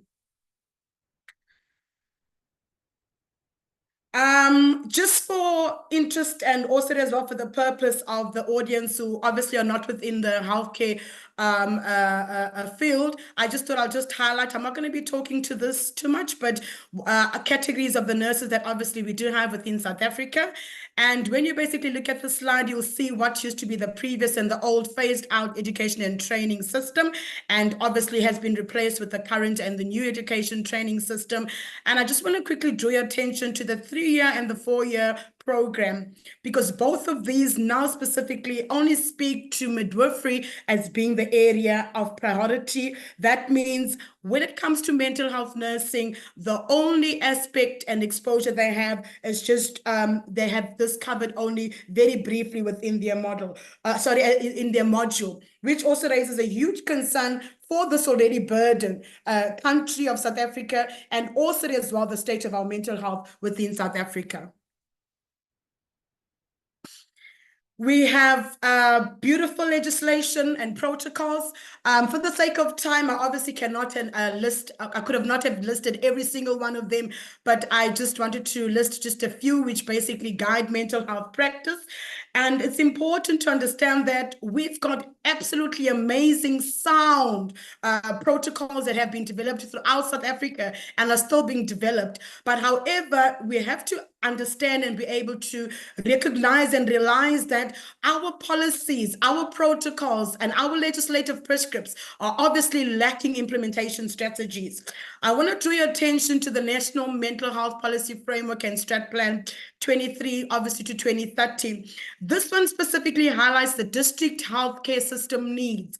And I'm pointing this out because this is the one that actually forms the inclusion or speaks to the inclusion of mental health, and as core, as I've obviously put it up in a big caps or uppercase, right, so that I can highlight the importance of this, right, for all district treatment and rehabilitation. Obviously, with us having our own purposes as a country, whether in healthcare, whether obviously in the platform, you know, of advocacy projects as rural health, obviously as is obviously working currently, with us having the purpose of transforming our attitudes, being required to also as well promote, protect mental health, and also transforming the environment, all right? We also basically are required also to integrate mental health into the primary health care. And having said this, I also just want to just basically draw, as much as how the policy states the inclusion of mental health. Previously, you would have seen that automatically with the new education and training system, there already is a raised concern with regards to where does mental health obviously sit in terms of preparing these people to obviously work within not just urban, but rural areas whereby there's such a dire need. So when you basically speak about psychiatric mental health nurses, right, these are specialist professional nurses who have been trained and should possess the ability to provide prescribed mental health care treatment and also rehabilitation services. Right. Now, when it comes to nurses on a whole, what therefore are our roles in psychiatric nursing? With the increasing demands, with the increasing needs of treating mental health conditions, together with having to deal with also as well, because we've been focusing on GBV, right? So there's a surge of GBV cases throughout South Africa. And I want to basically just talk very briefly using a scientific approach so that people can understand where do nurses fit in this entire model of mental health, and obviously how does psychiatric nursing fit in. We obviously start off by looking at assessments. We need nurses who are well able, trained, and also qualified to be able to screen, to be able to conduct assessments, and they must conduct assessments at entry point level. I heard obviously many speakers already speak about your first responders. When it comes to your PHC facilities, it comes to your crisis centers, when it comes to your hospital-based district hospitals, we are those first responders. And I'm speaking about we are available at the entry points. That means within our outpatients departments, our casualty, right? As I've mentioned, our PHC and crisis centers, we need the nurses to be able to identify through thorough history, psychiatric history, a collection, and also as well by conducting comprehensive risk assessments for mental health, comprehensive physical assessments, and also as well not forgetting functional assessments. We need these nurses to be able to identify through making use of mental screening tools. What are the problems? What are the issues? I don't believe for a moment that any woman can just walk in and just openly shout out to say that I'm a victim of gender-based violence, I'm a victim of depression, I'm a victim of suicide. And this is the importance of understanding that no matter what problem they come in with, whether it's general, that we highlight the importance of the importance of screening for any mental health issues. That means we do not have to wait before we actually screen. That needs to become our first initiation. And in terms of this also as well, it's important that we understand that while screening already, we've got a clear, distinct understanding what services do we have available, where can we send them to for help, because we cannot be receiving any form of clients, any form of patients, and at the end of the day, probably not having assessed the severity, the need, the demand also as well, in terms of their treatment approaches, that in terms of their needs, and we're obviously setting them off with counseling. So that means nurses have got a critical role in advocacy during assessment with regards to identifying the need for admission procedures so that the referral pathways and protocols can obviously be followed. In terms of planning, all right, nurses play a critical part in terms of planning for the identified needs as above, and also they've got a critical part to play in initiating group therapies, behavioral therapies, cognitive therapies. When it comes to psychiatric rehabilitation, they form core part of that also as well, whether they're obviously coming in with play therapy, ensuring that there's family involvement. You know, I was very touched earlier on when Irene shared her story. And Irene, I'd like to take obviously a moment just to applaud you and your bravery, and also as well to really believe that with time, healing will definitely take place, because this is why we are there as nurses outside of judgment to plan and ensure efficiency, that people obviously can feel through us establishing therapeutic relationship that they can trust us, they can come to us, they can obviously speak to us, and the planning is going to be tailor-made and relevant to obviously meet their needs.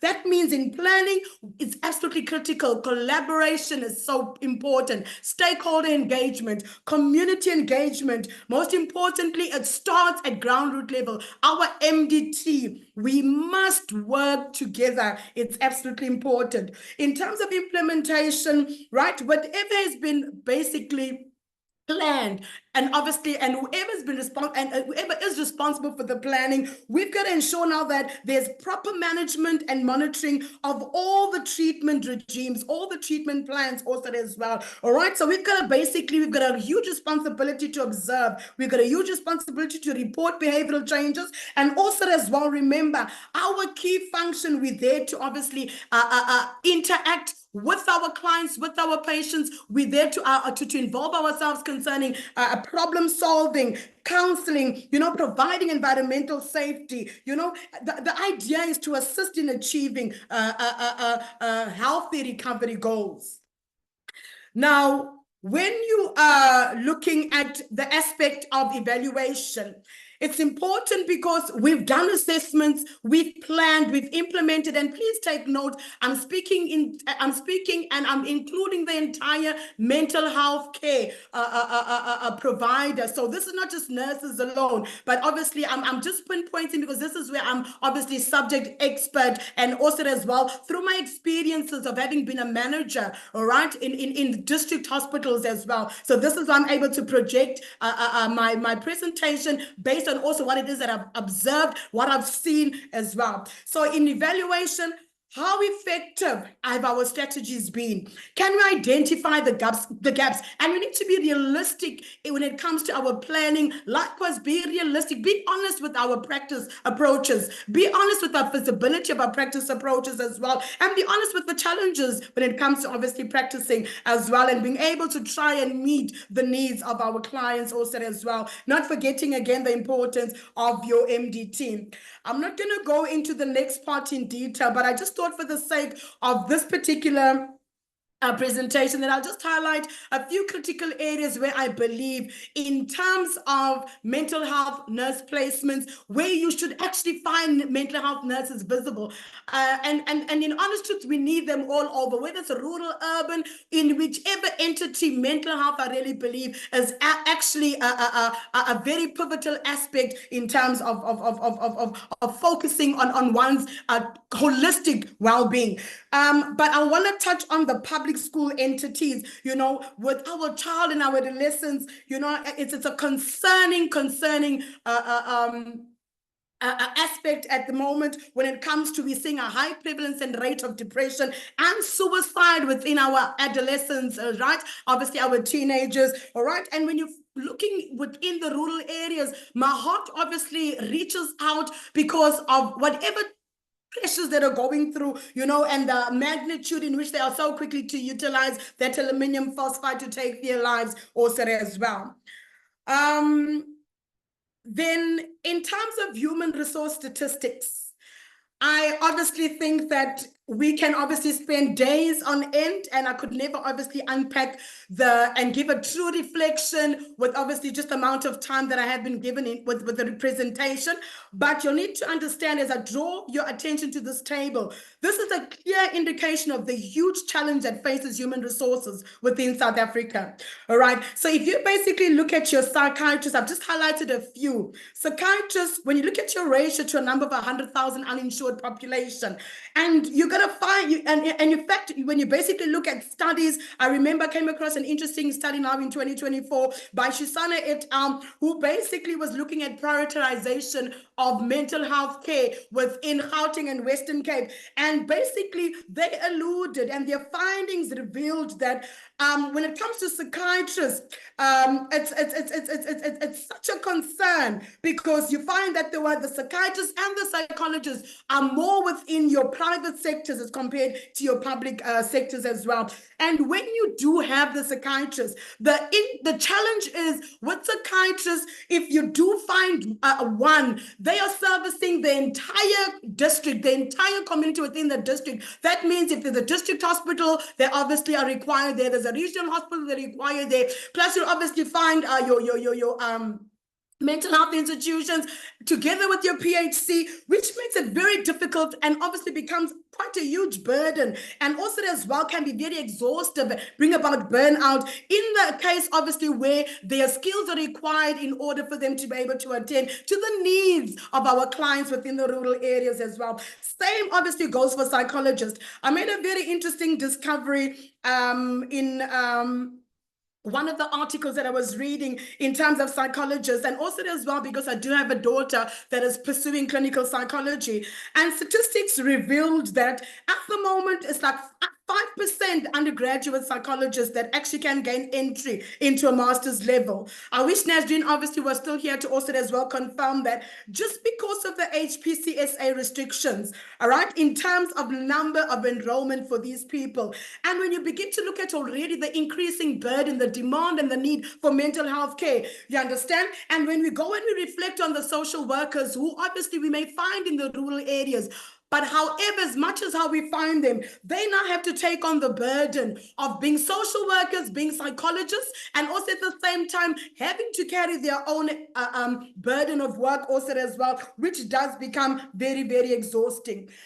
In terms of your mental health nurses, I think the reality of the burden of the shortage in rural areas is hugely marked by the fact that in our PHC facilities, we are actually expected to work with nurses who only have general nurse training. That means these nurses are without mental health capacitation. They don't possess the skills, they don't possess understanding, they lack the knowledge. So that means they're unable to even conduct effective mental health screening, effective plans, effective management of mental health, identify severity, and also as well, you know, of risk in terms of those obviously who could commit suicide, of those who basically, you know, are like really serious about their intent to commit suicide. Then you may find that, for example, within a facility, within your PHC facility, maybe the operational manager is the only one in possession of your psychiatric nursing qualification, and there's no way that they can be on board in the event whereby somebody walks in obviously requiring attention, because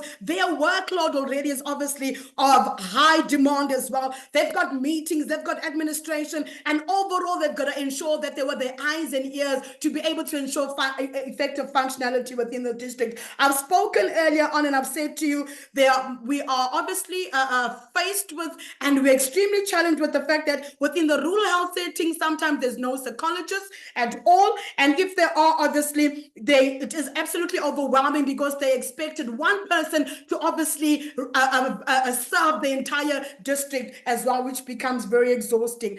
And you find that even though there are some plans and approaches that obviously are placed with regards to how can your clients be best treated, like for example, maybe we obviously going to say maybe every second Tuesday of the month, we're going to obviously refer our patients, our clients to the psychologist. It makes it impossible for the psychologist to obviously be available going all around throughout these districts, because of the fact that it's just obviously one of them. So even meeting those needs and those demands is very, very difficult for them.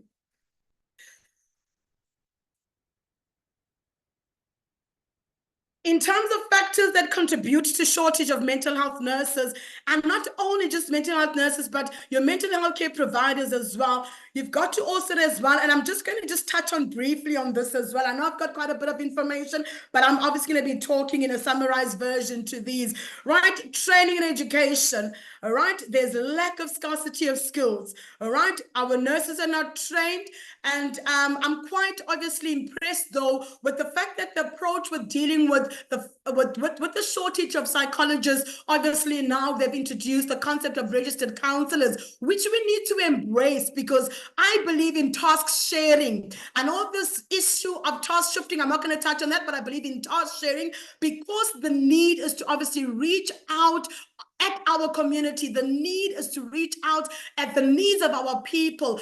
The need is to ensure that we are providing quality service, that nobody walks out of our facilities without receiving the help. So we obviously are seeing universities, like I know within UKZN, they obviously have a program in place whereby registered counselors also as well are being trained to try and bridge the gap as well for this.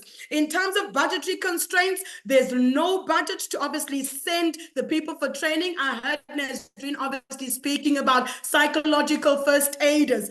I believe that it's the responsibility of Department of Health to ensure that we are well equipped. We need to be skilled. We are the middlemen. We are basically responsible for our country. So the funds have got to come from them, so that obviously more people, because there is a desire to go out there and train, but obviously we cannot, with already the strain in our economy, outrule the fact that it's a bit difficult to pull out almost 10,000 Rand or 12,000 Rand, to be able to pursue studies as well. There's a huge delay in placement of trained mental health nurses within our district system, because that's where they're obviously needed. So your strat plan that indicates that obviously in order to try and combat the issue of mental health accessibility, there obviously are these district teams that need to be formed. And to my surprise, when you begin to look at literature, when you're looking at not global, but you look within the South African context, right? There's about only 14 district teams at this instance that have been formed. And it makes you question with regards to how many actually have even initiated, those district teams that are actually being spoken to be the core and pivotal in contributing to actually combating the problems that we have in mental health. Legislation, I've spoken to legislation, but I think I want to touch on the importance of, whilst we have the sound legislation, we lack implementation strategies. So if there's no implementation strategies, everybody is trying to obviously figure out what this policy means. Everyone is trying to figure out how it is that they need to obviously try and implement what is basically included in the policy. So we need training, because there's no training being done. There's no guidelines also as well. So how can we obviously implement as well? And we need the support also to come through from our department as well, because there's a lack of support with regards to this. I just, for the sake of interest, just put in, your UK code of practice is so specific. When obviously people have the time, just go in and look with regards to how it beautifully outlines guidelines. It doesn't just speak to just the stakeholders with regards to their responsibilities, but it unpacks each and every single profession, each and every single person involved in treatment, to say this is how you go about achieving your responsibility, so that we can be effective for the mental health treatment out there.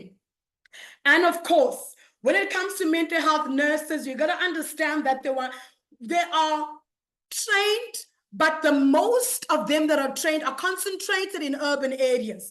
And they're in urban areas because even though they probably may have been exposed to rural areas during their ComServe years, there are poor working conditions. There's a whole lot of insecurity of staff going to work there. Why? There's a shortage of staff. And this is the real issue that we cannot keep on running away from, because our government needs to know, our media needs to know, people need to be aware with regards to the pressures that we obviously are having to work under. So with this fear, nurses have a fear, and as a result, they leave the rural area settings. So you find that they leave with their skills in pursuit of better structures and better working conditions. And what happens here, all right? Because you find also as well, as they're fearful for their lives, also to say that the infrastructure is not designed to be able to effectively keep even for the establishments that are 72-hour establishments, they're not well designed to be able to take care of those. And then you find that other challenges will be that with the shortage of the staff, we've got to still deal with, if you have a 3 to 4 bedded unit that has been allocated for 72-hour establishment of mental health care users who obviously are needing a further assessment with regards to treatment when it comes to their mental health capacity.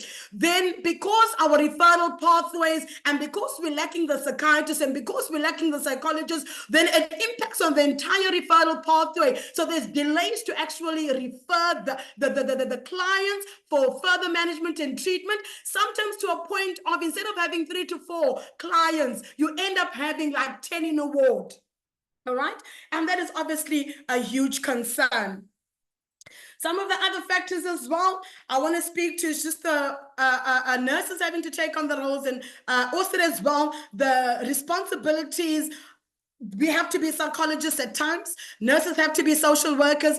Up till including cleaning and mopping the floors. Why? Because we have a responsibility to ensure safety of the environment, not only just the safety, but the cleanliness of the environment as well. So the reality of the shortage in rural areas is absolutely something of huge concern. And I just basically at the bottom put in a little scenario over there to say, I've observed within, for example, a district hospital where you have 48 inpatients and you obviously are allocated to work with 2 general registered nurses. These are nurses without mental health qualifications, right? You've got an enrolled nurse and you've got an ENA, and yet you're expected to provide the most efficient, effective quality of care. Can you obviously imagine the burden, all right, when it comes to those who are coming in with an expectation for good and sound health, for recovery, for promotion of healing, and obviously it seems that we are failing them as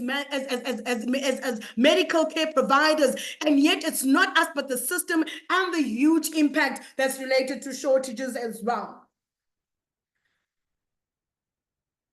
Some of the recommendations, and I'm not going to obviously be too long on these, are again based on training and education at large, across the board. I still obviously believe, as much as how the new education and training has just been adopted, especially when it comes to preparing our nurses, right, for the various programs, I really believe that midwifery is a very critical aspect, but without mental health and without a sound, thought processes, right? It obviously impacts on the entire journey throughout those trimesters for your mother, for also as well, your child as well. So I really believe that there needs to be more attention and focus placed on mental health. Therefore, mental health should not only be included as a module, but should form part of the specialization within the course. They need obviously to be certified as qualified mental health practitioners. The issue of developing guidelines and policies to overlap and avoid any overlap and role confusion, and also as well training our staff members across the board. We've got staff members, we've got even your healthcare providers. They used to obviously be called your CCGs. There's so much training that needs to be done. And I'm saying this because we do have district trainers, but they are not visible. Then when you begin to realize their lack of visibility is also alluded to the fact that you find that maybe there's 1 or 2 trainers who are not only training in the area of mental health, there's a need for midwifery obviously as well. There's a need maybe for PhD as well. And as a result, there's huge gaps that are infiltrated as well. I think the issue of funding and support I've obviously raised, but once again, it's definitely a recommendation to say that if we can fund advanced mental health nurses to be out there in the rural areas, to obviously open up step-down facilities, this is obviously your platform. If it's that there's a lack of affordability, you cannot afford a psychologist, all right? You cannot obviously go into the private sector. This is the reason why we have the step-down facility. So we obviously move away from the fact that we've got all these organizations obviously lack the know-how outside, right, of what is actually needed, so that advanced mental health nurses have the step-down facilities, and there's more opportunities for your mental health care patients and also your clients who've obviously been victims of gender-based violence or whatever the case may be. They can come in and they can receive one-to-one treatment. They can obviously get one-to-one also as well attention, especially at their time of feeling completely, I would think, taken for granted, and taken, and being put at a place of such victimization. And the last thing, which also as well forms part of a huge heartbeat, I know it's a very sensitive issue in terms of my recommendations, just before I obviously conclude, is the issue whereby I really believe strongly in the revisitation of prescriptive authority. There are committees that are obviously sitting at medicine substance control councils, obviously. So those members of those medicines council and those committees, there's no way that we can say we cannot obviously revisit and basically revise all your different types of scheduling. Nurses at the current moment, obviously, as earlier said and stated by the World Health Organization, sometimes are the only point of contact. They're expected to be general nurses who are going to be dispensing even on the basis of not even having an idea with regards to what it is that they're dispensing, what level of side effects obviously could it affect your clients, obviously in dispensing that treatment. So I really believe, and I actually published an article myself with regards to prescriptive authority rights, also as well when it comes to mental health care nurses. I'm still saying again that the focal point and the idea is to task share, and to obviously ensure that we employ the correct attitude in order to achieve the best form of mental health care, because there's such a dire need for this to be achieved. In closing, I'd like to obviously close off with a quote that comes from Maya Angelou. And I really believe that there's not much more that I can obviously say, because this definitely speaks to what I've just spoken about holistically. And this is not just for the nurse. I speak to you as a healthcare provider. I speak to you as a community. Because every single one, when I started off, I said South Africa. That means whether you're a mother at home, you're a father working in your garden, whether you're obviously a child that obviously is still waiting to go to school, we have an important role to play. And for us who are obviously on the front line, it is so critical, in our open brackets. As a nurse, we have the opportunity to heal the mind, an opportunity to heal the soul, the heart, and the body of our clients. They may forget your name, but they will never forget how you have made them feel. And I close brackets. Remember, we have been entrusted to serve our country. Let us serve with everything we have. I thank you. Thank you so much, Dr. Jacobs, for that beautiful quote at the end there, and also for a presentation that just gave us a very good idea of the current situation in terms of healthcare workers and the role that psychiatric nurses can play.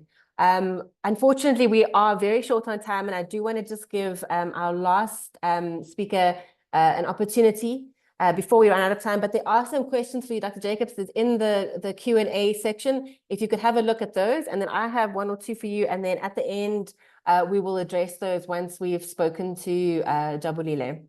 So thank you so much, and then we'll come back to the questions if you just don't mind having a look in the meantime. So our final speaker today is Jabulile Ndlovu. We are going to be asking her some questions and just having a discussion around providing mental health support from an occupational therapist perspective. Let me tell you a little bit more about Jabulile. So Jabulile Ndlovu graduated as an occupational therapist in 1990 from Mudunza in Limpopo province. After graduation, she returned to her rural hometown to continue her career. She is currently the Assistant Director of Occupational Therapy Services at Manguzi Hospital and leverages her OT skills to deliver care to mental health care users in the surrounding communities. Jabulile, I don't know if you want to turn on your camera so that everybody can see you. And I'm going to then be just asking you a few questions just to get an idea of what it is like working in your space. Jabu, can you hear me? Yes, I'm here. Great, thank you. You can turn your camera on just so that everybody can see. There we go.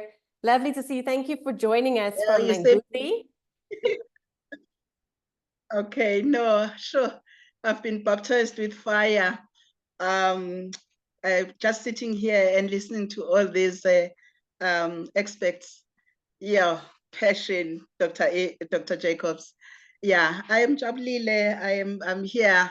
I think I've been there and back. I have worked at a district level, worked with the provincial level, at the provincial level as well as national, with some of those policies.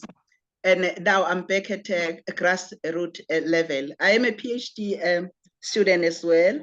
I've just sent my last corrections for the thesis. I hope I make it for this year. Exciting. I am into mental health. Yeah, so sure, what you all been saying here, it makes so much sense to me. Being an ordinary worker at a grassroots level, and as well as having been at the policy level as well. I would switch off the the camera now. You've seen my face. Yeah. I don't know. I got the question. Yes, I don't know whether you'll just want me just to go through what, because to the interest of time, to just quickly go through what the questions were asking me, so that we'll have more time to address the Dr. Jacobs stories. Yeah. I'll ask you the questions if that's okay, just so that the audience is also aware of what the questions are. So I see, obviously, joining from a rural area, you have some network issues, so we are totally fine with the camera being off. Then just want to ask you, you're an occupational therapist, you're working in a mental health space. Obviously, you also still have to do other aspects of occupational therapy, including Jabu, are you still with us?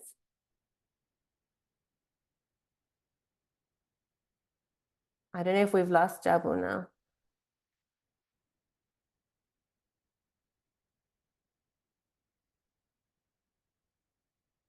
Jabu, are you still with us? I think that we've lost her. So it might be a signal issue. I saw that there were some problems just illustrated there. So while we're waiting for her to rejoin, Hanifa, I don't know if I could just ask you. Oh, there we go.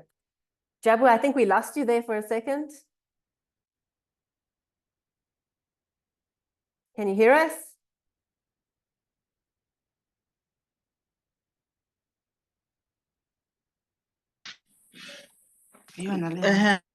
There we go.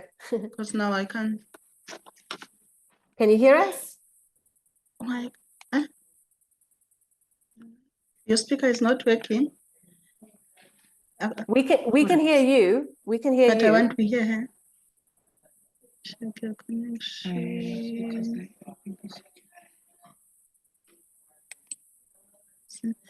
I'm supposed to be speaking.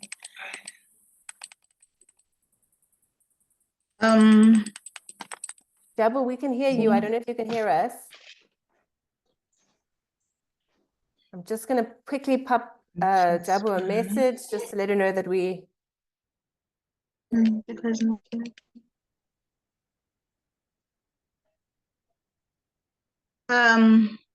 Hello, can you hear us? We can hear you. Keep me signed in. That's fine. Can you exit and rejoin? Is that fine? It seems like we're having some technical difficulties there.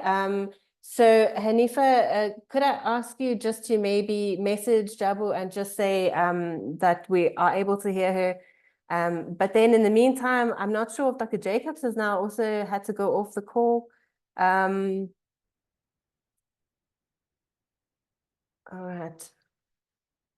All right, well, you know, with these online things, there's always some technical difficulties. So I think, you know, we're at 1 o'clock. For those of you who would like to stay, we will try and get Dr. Jacobs and Jabu back. In the meantime, let me just, okay, here we've got Jabu. Jabu, can you hear us?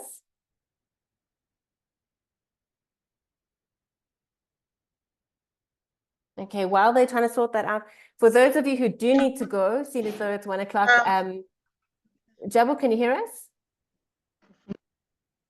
Yes, now I'm back. Sorry, it just, you know, it just zoomed out and I couldn't come back. Do you hear me now? Yes, we can hear you. We could hear you just now as well. Let's quickly go through the questions. So what I wanted to know is, obviously you're an occupational therapist, you're working in the mental health care space in a rural area. It's a great example of task sharing, but you're doing this in addition to your other roles. Could you maybe just expand on what your experiences of this are like? Yeah. Okay, Samantha, are you hearing me now? As I was saying, do you hear now? Yes, we can hear you. Yes. Okay. Yes, I am an occupational therapist working as a mental health provider as well as an occupational therapist. So I like in 5 days, 2 days I work for mental health with the psych at the psych services on Wednesdays and Fridays, and on Monday, Tuesday, Thursdays I go out for community community outreach where I follow up like physically disabled patients, seeing how they cope at home, working there as an occupational therapist. So I'm working well in such a way that there is Dr. Jacobs talked about the psych MDTs that are at hospitals, that should be at hospitals. I'm fortunate to be working in a hospital where there is a psych MDT, where there is a doctor, like, yes, a general doctor, but a social worker, as well as me as an OT and a psych nurse who is psychiatrically trained. So there are two psych nurses that have advanced training. So I'm working well with them, Samantha and team, because as an OT, I just took the principles of OT.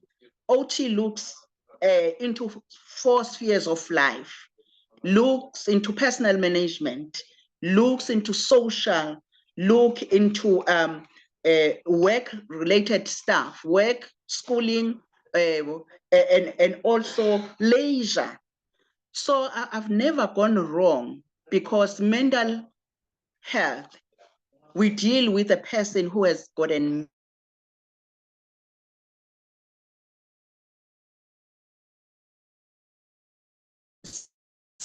sit him here or her here and look at these 4 spheres of life, then I won't be wrong. So working with a team, my role as an OT, well, I don't need a doily with a psych patient, because you must also look at your resources. As Dr. Jacobs was saying, there are none. I'm just one OT here, like assigned for psych services. And it's an acute hospital, like say General Hospital, that doesn't have even a ward for psych. But in a month, sometimes you get more than 20 psych patients that are admitted in the general wards. So as an OT, you need to say, okay, how can I help within the team? For me, it's always important to identify what each team member works with in psych, and how can I work together with that team. Like a nurse, Dr. Jacobs talked a lot about the psych nurse, what the psych nurse should be doing. At my hospital, these community awarenesses, people with mental health illnesses coming to hospital so that they can have their medications on a monthly basis. A nurse is there, and when they come, even on a Wednesday, while we run the psych MDT team, the nurse will look at, oh, but they are not clean. Oh, but this one needs even a belt. I mean, his trousers are falling off. Things like that, the small things that can bring up the dignity of the person. And as an OT, I look, but this one's pants are falling off. So we must sort of like have an awareness. You know, when you come here, you have to be, your pants must be, you must have that belt and all those things. So that also helps.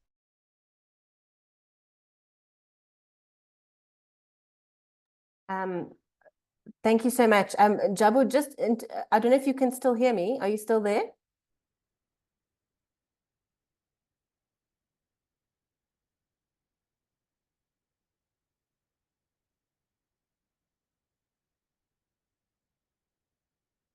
Jabu, are you able to hear me?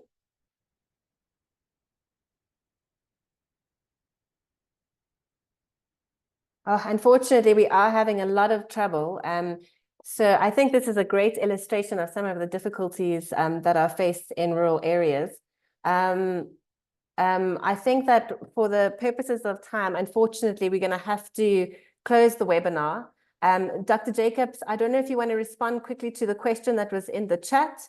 And then after that, we can just close the webinar. My apologies, Sam, and to the rest of the audience. I truly apologize. I didn't realize that my router was actually on red, so it just kicked me out completely. And now I've obviously lost the question. Under the question, it's obviously saying no open question. I think because I was out for such a long time. Thank you. Would it be possible if I could just tell you what the questions are, and then you could just give your thoughts briefly on those? Dr. Jacobs?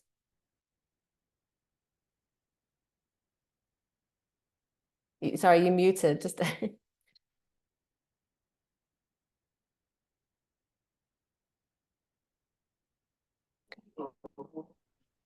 Hello, Samantha. Hi, are you back, Jabu? Hello. Hi. So, Yeah. Jabu, we're having a lot of trouble. The thing We're having a is lot of so trouble. bad. It just is. Yeah. Yeah. I think we're gonna, unfortunately, because of time, we're gonna have to close the session. So I just wanted to ask you one last question before you go. Maybe you could tell us about, oh, we've lost her again. Okay. All right, everybody, thank you so much for joining us today for this webinar. Thank you to all our speakers and panelists for the amazing presentations and all the insight you gave us into this very important topic. For the attendees that have joined today and taken time out of your schedule, we really appreciate it.